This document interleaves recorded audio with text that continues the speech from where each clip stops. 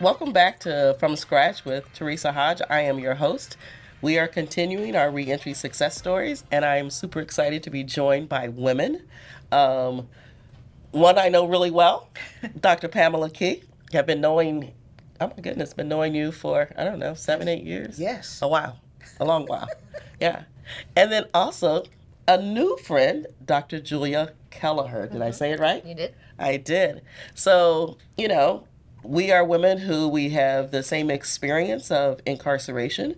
And something interesting when I started thinking about the three of us, it's we are women who went to prison a little later in life. We all said 40 something, was when we went. We know you can figure out the math if we keep talking about time a little bit. But, I think that it's important to just talk about what it's like to go to prison a little later in life, and to come home and have to restart life.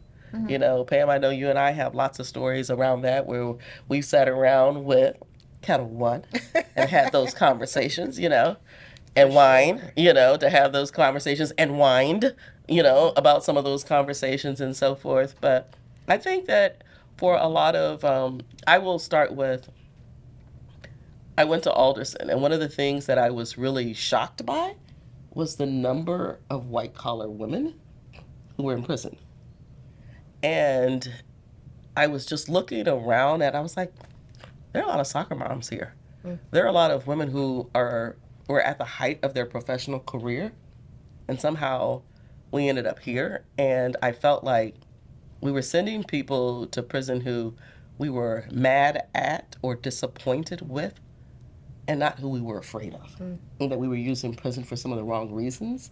And for a lot of us, when we come home, it's hard for us to get back on our feet because we often can't get back into the spaces and places we once were. So, would love to talk about that a little bit. So, this is Dr. Pamela Key, but I call her Pam or Pammy. Pam is fine.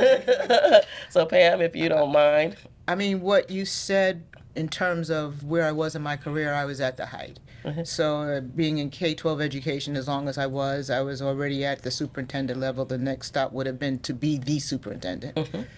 And to go to prison in my 40-ish age group at the height of my career, I wasn't supposed to be there. I guess if I talked about my humble beginnings as a South Bronx girl in poverty, I guess the statistic I should have been. But up until that point, I had beaten the odds. But for my choice in a relationship, I lost my career and left 2 children behind. And as a single mother, which is hard, fortunately, I had a family, both biological and extended, that sort of wrapped their arms around them as well as myself. But I can say that when we go in, having been at the top of our game, you spend a lot of time figuring out and asking yourself, how did I really get here? Yeah. There's what's on paper, and then there's the truth. Sound like she was like, amen. It's true. So we have location in common, and we have education in common. And I think my experience was similar. Like I still have trouble reconciling how everything unfolded. And one thing I think that was really important for me to kind of give up was looking for the answer of why. Because I was distracted by that question, and I never found an answer that made me feel any better, even though I came to a couple conclusions. But I think it was, at that point in life, when you're in your, mid-40s, there's an expectation of what life should have been like, given everything that you had all the choices that you made up to that point. And I come from humble beginnings too. None of this was handed to me. Nothing was handed to either of you two. We had to work. We had to sacrifice. And the one thing that I think now, in retrospect, I take comfort in is that if we started with nothing and we built something, and they took it all away, we are made of what can build it back. True. So that's fine. You better say it. Shouldn't happen that way, but it's fine. Yeah. Yes. So I want to ask you, When did you go to prison, and what year did you come home? I went in 21. Mm-hmm. No, I'm sorry. I went in 22, and then I came home 6 months later, and I Mm-hmm. was a year on home confinement, Okay. which is a really fascinating experience when they sort of treat you like you're some kind of animal with this thing around your ankle, incapable of making, decisions for yourself. I've never known a feeling like that. Yeah. No, that's I never had that, and I can't really overly imagine it. So, I but didn't know that it was going to feel like that, but when they took it off, it worked out with probation, and they de-escalated what the application of the over time one demonstrates himself. But literally, when the day I got cut off, I passed out. Like I fell over to catch myself, and if you would have told me that would have happened, I had no idea that it meant that to me. Oh my but God. when I took, because a lot of times when you're going through something, you can't really deal with what it means to you. You just gotta connect so you can get through it. And then that happened, and I was like, wow, I really didn't like that, did I? Wow. So we're going to come back to that on another show because I think there's something there. And, I think we all can relate to a moment in time when the burden of this Sure. kind of lifts off of you and the feeling Yep. that you had in that moment. But one of the things that I want to just make clear is where we all are in this reentry journey, because it is a journey. Mm-hmm. And so if I understand, it's like, this is 2024. Mm-hmm. So you're maybe like 1 year later? I'm 7 months off. Okay. So payment. 7 months, home. And so we're still welcoming you, Yeah. Thanks. and which is so amazing because I've known you for a while and the work that you're doing. So I am amazed at the number of people who just come back and hit the ground running, And so one, welcome home, Thank welcome you. back. Thank you. And also I say to you, keep getting your feet underneath you and figuring it out, Thanks. And there's a community of women, and now you add a new person who's friend, yeah, who's from Philly. who's Yeah. from Philly, But and I have to say the reason that the reason I was able to get a job was because I started in 2020, about 6 months after my indictment came down, volunteering in community justice or criminal justice organizations, and so I had established something, and then I got a chance. Somebody gave me an opportunity, and I think that's one thing that I really am walking away from this experience with. I am nothing without those around me who offer and choose to help me. And as that's given to me, we turn around and we try to give it to the next person that's coming along. Yeah, and I think as women, that's what we are. We are givers, creators, nurturers, naturally. And so we do that. Mm-hmm. And what's crazy is I probably met you. Yeah, like I was still not allowed out. Oh my gosh. So we met on a Zoom call. And, Really? Yeah, and she was doing work for us. And I remember saying to my daughter, wow, I like her. I like her energy. Like, man, she's a go-getter. Didn't know anything really about you, your story, or anything else, but you landed like somebody who knew what they were doing, what they were trying to do, and, Thanks. yeah. So I don't know if that was the case or you were just faking it till you Well, make it, but no. whatever it was. I it mean, was I good. think the opportunity that I got was great, and I wanted to take advantage of that and show appreciation. So work my tail off because somebody gave me a shot. Mm-hmm. But the work we were doing is around helping everybody else who's coming home. Mm-hmm. So there's not too late at night. There's not one too many email. There's not because if we're not all rowing in the same direction for everybody else who's going to face challenges like us, then that, we're doing a disservice. And so if I'm a member of a class of people, I'm going to do everything I can to make sure that class of people has a clear path forward. Well, I wasn't smart enough, I guess, at the time to really think about what I was going to come back home to, because I think I was still under the illusion that I could go back into K-12. For the record, let's just pause because she was under this illusion, but part of your judgment and commitment order, the paperwork that said what you can't, I didn't have any restrictions. So you weren't banned from I was K-12? not banned from working in education. What happened while I was there was over time they began to remove my licenses, which I could then come back and take a test and get them back. But by the time I got home and thought about that process, and talked to a lot of my friends who I educated who were in places, and they started really talking about the difficulty of why you know, coming back when they can get someone with less damage, if you will. I think that the fact that you pivoted before you even had to come back, I would have wore an ankle bracelet, I'd have jumped on one leg, I'd have done whatever I could have to come out of being in Coleman in Florida when I was supposed to be with you guys in Coleman, because I was In Alderson. I'm not Coleman, in Alderson, when my kids were so far away from me, which made visitation impossible.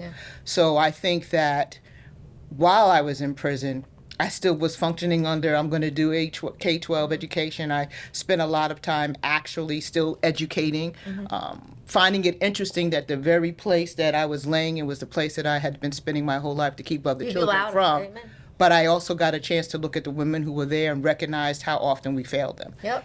And coming back and not being able to do that, I literally found Teresa. I was home at my mom's house in Florida. Okay, Mom, I didn't give the address. And I just was looking for somebody in the reentry space that was in Maryland, because that's where my children are. So coming here was also kind of emotional, but still good.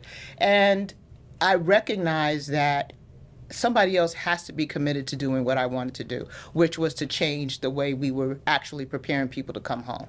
And that's how I found Teresa. Fantastic. Did I do it? I did it a lot more with them than I did on my own.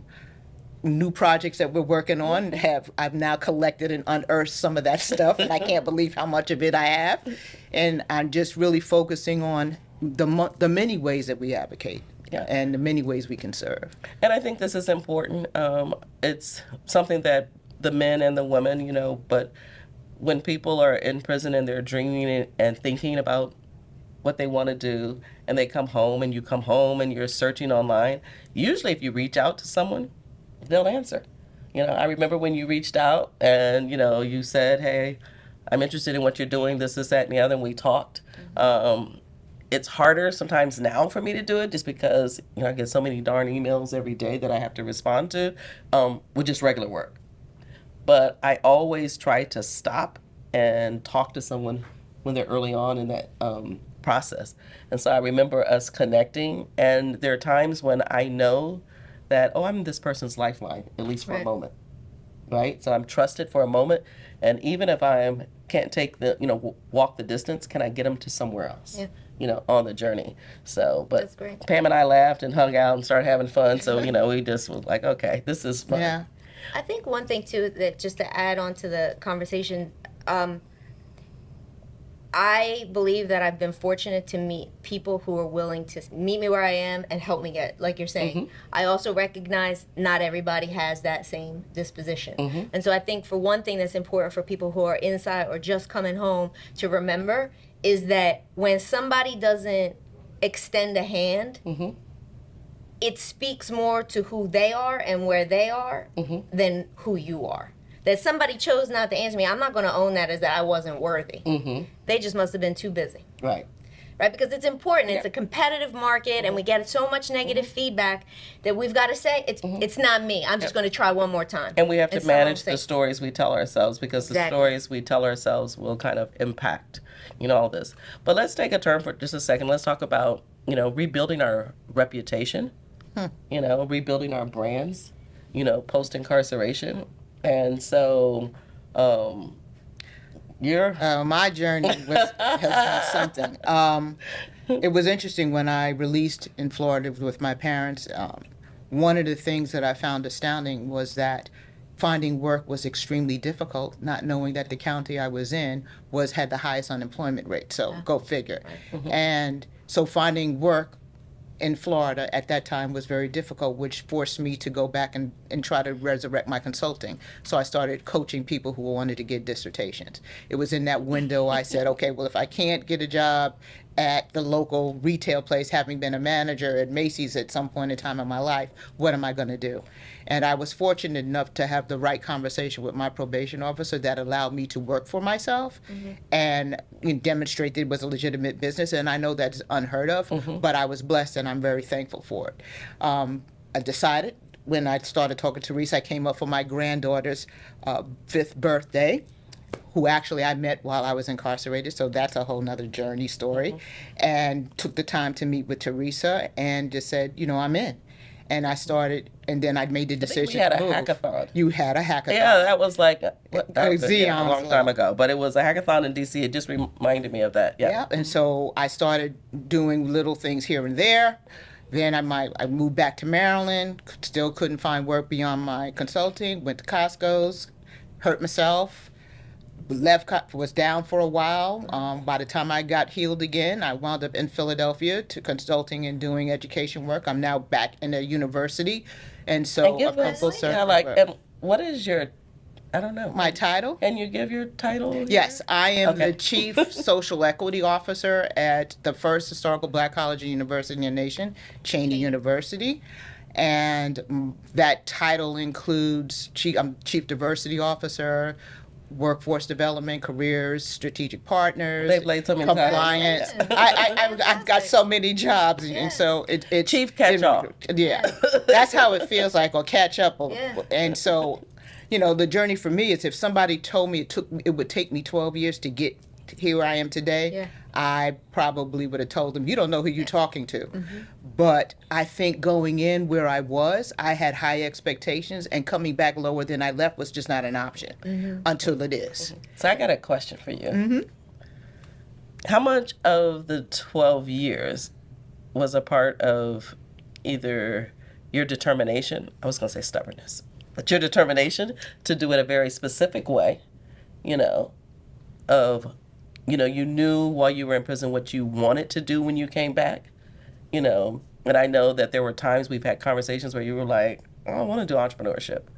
Like, everybody is not cut out for entrepreneurship. I want to do, this. So the 12, 13 years, was there any way that you could have shortened some of that time? So I want to make sure that we're not scaring the heck out of everybody as well. That it's going to take 12, 13 years to get back on your feet, although it may. I would say some of it was my determination to do what I used to do, because for me, teaching is just not work, it's a ministry. I think the pivot came when I really recognized, am I going to continue to go down into this wall, or am I going to, the doors closed, go out the window? And it wasn't until I came around and started working with you that I looked at the possibility that I can educate anywhere with anybody about anything. And so I began to stand myself up and began to talk more about the inside and began to question and challenge, what's the point if we come out and really aren't prepared? And at that point, I did with time as a reentry manager as well in Philadelphia. And I recognized that so many of us aren't even told what's possible, so that the dreaming doesn't even feel real. And for me, the dream is just, at this point in time, I'm not doing auditions anymore for anybody. I'm old enough now to say I could care less. You said you're not doing any more what? Auditions. Auditions. Because I thought you said dishes. No, but the audition is because when we come home, I think there was a part of me, at least, I felt like I had to keep proving myself that I'm worthy, until it's like, I could care less anymore. This is who I am, and this is what I'm supposed to do. And I find that the more that I let go of trying to do it the way I intended and allowed myself to flow with the way things were going, the easier it became. And so I would just say to go with the flow and find your passion, because that's in you. That was your gift, and all of us have one. We just have to find it. And it might not be the passion that you had at before incarceration, or the thing that you were doing before incarceration. It could be something new. It's giving yourself permission to change, to adjust, and to adopt to new things. So just for a second, I want to make this a little bit lighter. And so, oh my gosh! Don't look at me with those eyes. I gotta be fair. The men are gonna talk about me if I don't go there with us. Dating, Oh my Lord! relationships.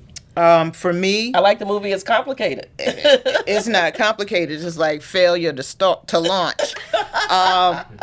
For me, I would say I wanted to, but I chose not to initially because I didn't want to have to tell anybody my story. Right. So most of my relationships or rekindled moments were with people who already knew me. That sounds romantic. Which made it Rekindled moments. yes, girl, I gotta make it sound sexy and not desperate.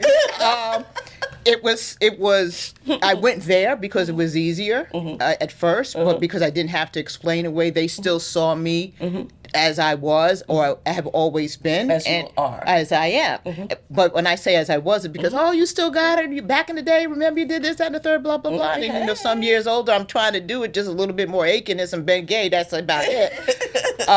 So you should have been here the other day. Right. The men were talking about the women in their 60s twerking. So now. I'm not twerking or dropping it like it's hot. So I could say that now I'm open to the possibility of exploring, but I recognize that I needed to heal myself and come as a whole person, not a half person looking to be completed. And I think that's one thing that's important that we do as women, is to recognize, especially since 80% of us are there because of relationship, that we have to figure out who we really are and create boundaries and standards that we don't compromise. Right. I compromised myself, and that's why I know I went to prison. So I have to own that. But I'm open. I'm open to data. I got me a little something. Okay. But I was wondering if she was going to tell the truth, y'all. I was going to keep digging for us. No. As they say, get that tea. I am. But what I'm recognizing is that while we physically went to prison, there are people who are in prison that never go. Absolutely. And so and in having those conversations and dealing, it's opened my eyes to how the personal, invisible prison really precedes the physical one. We just don't pay attention to it. But I'm open, looking for love. Okay. Would I marry again? Possibly. Right. It just depends. He got to I be feel right. like I'm going to start a dating app. Well, I'll give you my criteria when we leave. All right. I love this.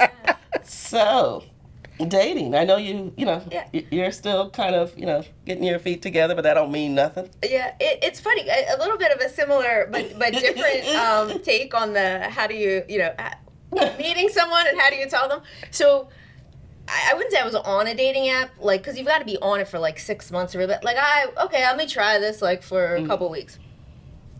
So you go, and then, I try to pride myself on being honest. Like, I'm not going to hide anything. I'm going to tell you the truth. And I've always been that way. So somebody sits down and they say, well, how long have you lived here? Well, not very long at all. I actually just got released 17 from hours. prison. Oh, You know what I mean? So, like, that's in order one way. to That's one answer way a to start a question, relationship. or how long have you been at this job, or what'd you do before that, or you know what I mean? And you try to answer a question, and there's this whole rest of the story that's coming with it. And so I can literally tell you there was like a date where it was, 4 minutes into it, and I'm like, yeah, I just returned from prison. And he was like, well, I've got to tell you, I've not had a date with anyone who told me that in the first 5 minutes before. So like, well, here we are. But I think that was more kind of in the same vein of practicing telling my story, of saying who I am. It was like an exercise, because honestly, I needed to go through a lot of therapy to get right with me before I could be present in a relationship. So, a That's lot fair. of parallels in what you're saying, but just a little bit different. And I think being in touch with our vulnerability as human beings is really kind of what allows us to have meaningful connection with other people. And I couldn't agree more that there are people who are imprisoned even though they're not in a carceral setting, and they're not able to be there too. And this experience, at least for me, has allowed me to be more discerning about how well people are and how ready they are to be fully present. But to your point also about dating, for me, my priority when I came home was my family, my children. And there was no room for that. I felt like I needed healing, and they needed to heal, everyone, because when we go, my whole family went. And so that was my focus. I think now I've reached a point where I'm open to it. But again, it's what does open look like, and what does that mean? I've never, 4 minutes in, hey, I went to prison. That's a first. That's a first. And but we might have to create a that was it. not to say in the first 5 minutes of a done. date. And that's a date of any type, whether you went to prison or not. Yeah, but I bet you, I looked at you and you said, well, you don't look like a person who went, because that's the other thing. people have this image Right. or thought about what a person goes to prison changing look like. the look right now of what it looks like, right? Absolutely. Yeah, it looks pretty good, actually. It does. Yes. So I'll go ahead and be honest, ladies. I really haven't overly dated, and I think it was a little bit of what you said, which was one, I was committed to coming home, reestablishing family. I also lost everything on the front side of prison, and so I had to rebuild everything. I had a decent middle class life, and when I came home, I had, you know, at the grace of my mom, I was living with her. Like, I didn't want to be no 50-year-old woman living with my mama, but that's where I was, and I needed to rebuild everything. And I likened it to being like an 18-year-old, except I was 50. And I had to rebuild every last thing. And all of my 50-year-old friends, had a different life in a world that I once was a part of, and I no longer was a part of it. And so just the time and energy, and I have to be honest, once upon a time, back in the day, I loved dating. I have to be honest. It was like a sport. I really enjoyed it, y'all. I did. And there was a part of me, I had to think about it as I was talking to the men. I don't know if I trusted myself that it would potentially be a distraction, and take me off course. And I was so committed to the course of getting my life back on track according to the vision I had for myself. And so there just wasn't any time for that. But this year, All right now. we heard it first. be a little Stella and get her groove back, y'all. Very good. Hey.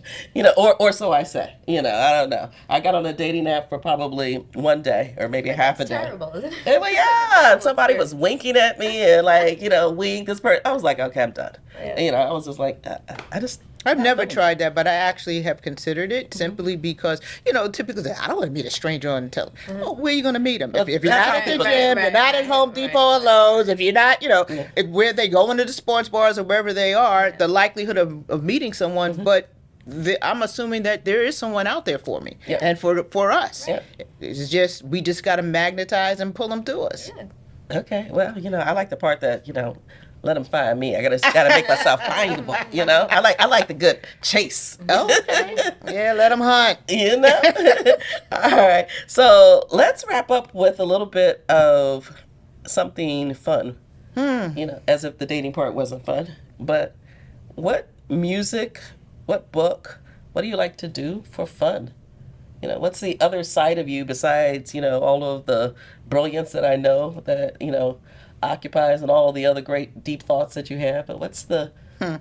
Well, you already took the Kettle One out of my list. I brought the Kettle One to the party. Yeah, I actually love home and garden television and make note. Like, I'm into real estate. Like, I want a home again. I lost to when I went to prison.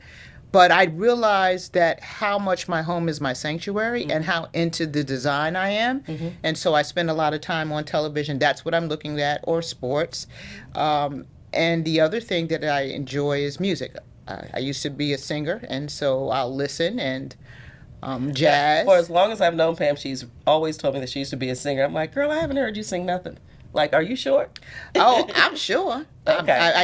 I have sung before in bands and recordings, etc. But for me now, the song is the showering part of the prayer. That's how I usually start my conversation with God. Is just singing something of worship.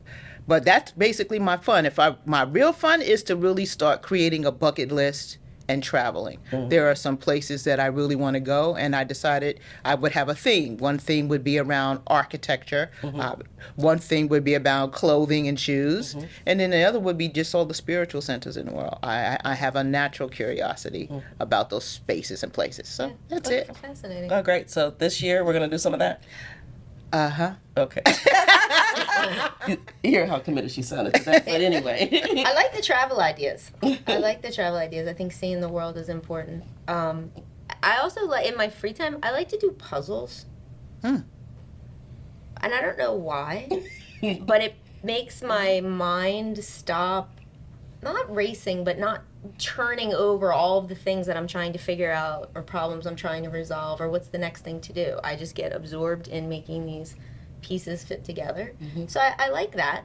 And then learning languages and listening to music in Italian and reading in Italian and trying to get better communicating. I think one of the things with my whole experience of what led to the indictment was that I underappreciated and undervalued how difficult it really is to be a good communicator, to pick the right words and to make your message land. And so this exploration of language really allows me to kind of see the world through a different lens, and Interesting. and maybe find a different way of identifying a feeling that I have that I don't do so well communicating in English. Wonderful. Or you just lay somebody out and they'll never know what to do. What I said. It sounds sexy. So here's what I do now. The three of us, we could like take this party on the road without a camera and have some fun, you know. So I look forward to us being able to spend some time together. I can come to Philly, you guys can come down to Maryland, we can hang out, and you know, I love the water. Do you like water? I do. Okay. Pammy's not really all that into the water, but we're gonna take her to the beach I do anyway. like water. I just hate sand. Okay. All right, anyway, that's going to do it for us today on From Scratch. I am so grateful to my amazing but very smart friends, Dr. Julia Kelleher and Dr. Pamela Key, Pammy and Julia. So, you know, thank you for tuning in and more to come.